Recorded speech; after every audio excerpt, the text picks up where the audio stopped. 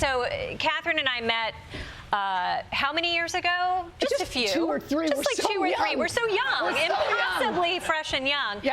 We met doing a hidden camera prank show. That's right. That I believe NBC called their worst primetime ratings in history. Something like that. I think they might have said that. Yeah. But you know what? They say that about all the shows.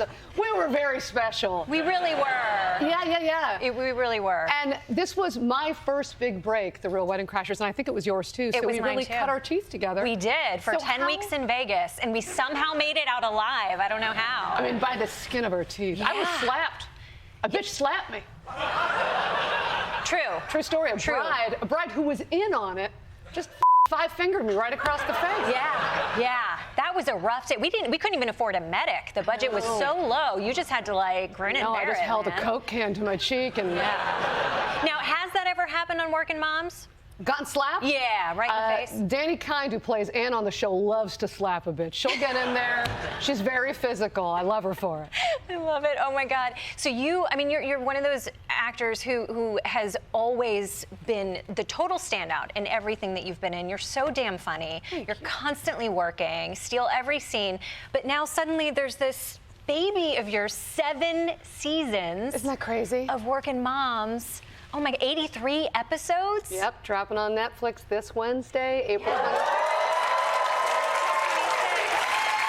And this show, you created it, you star in it, you direct it, you executive produce it. What is it like seeing your baby all grown up like that?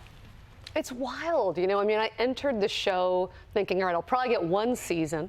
And I'll just try to be as authentic as I can, tell all my stories, cram it into 1 season. And each season that we got picked up for another one, I was in disbelief. I still am. It's so good. It's Thank so you. funny, and it genuinely. I know you're a friend. Like, it feels like you. You can tell that you put so much of yourself into it. You cover just in this. I may have snuck a few episodes of this last season because I got a friend. She's got a hookup. I got a hookup. Don't be asking me.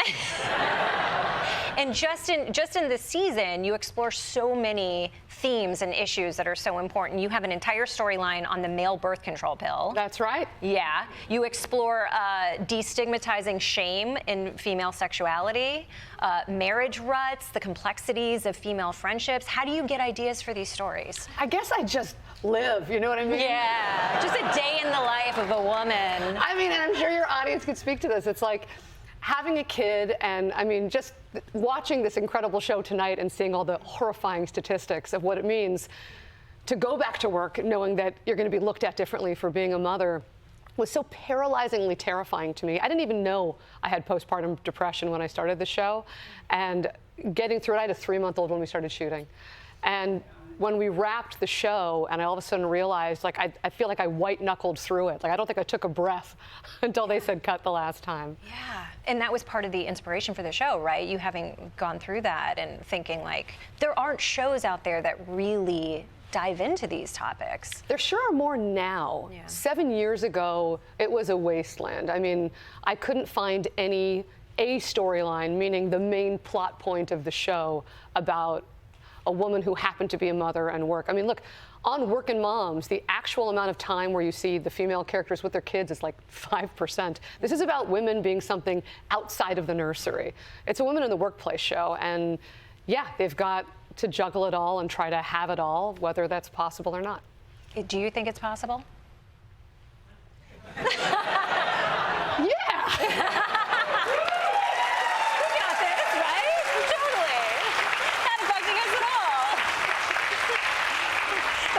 You can have it all, but not all at the same time. I think someone wise said that. It's different for each person, right? We all have our ways of sort of working it out, of making sacrifices.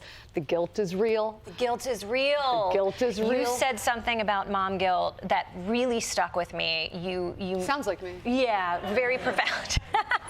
You said something in regards to the way that you talk to your children about going to work. Yeah, I don't say I have to go to work. I say I get to go to work. And I just flip that tone. I go, like before I flew to New York to do this lovely thing with you, I told my kids, I'm so excited. You guys, I've never gotten to do this sort of thing. I'm so happy with it. And they feel the joy radiating off of me. And then tonight they were like, we're so excited for you. Aww. And that ship's great.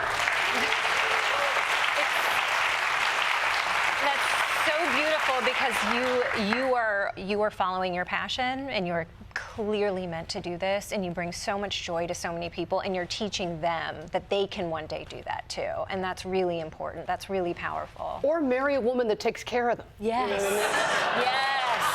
Yes. Also wonderful. Also very powerful. You work with your husband on the show. He plays your actual husband. Yes. He also is an executive producer and directs on the show. How does this work? Because there was a very brief time during the pandemic when we were filming from home, and I one time asked my husband to hold the camera, and we almost got divorced. So how do you navigate that? It's tricky. I mean, we've definitely had some serious fights. But then you also find ways. I mean, look. For those of us who work in separate places than our husbands or wives, you get to come home and try to share what happened, and there's sort of like a lack of connection because you can't talk about what you've done.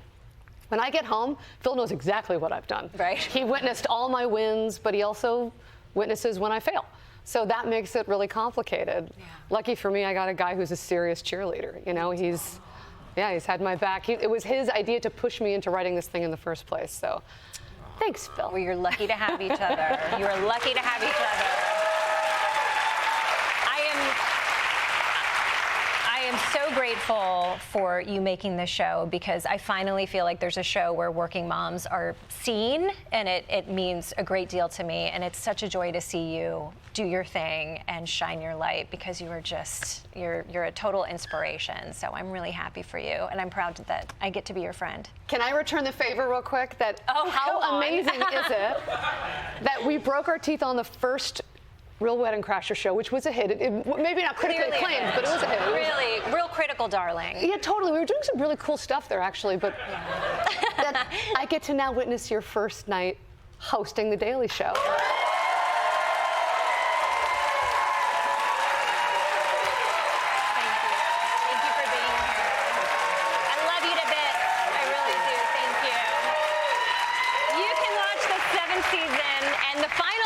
Workin Moms on April 26th on Netflix.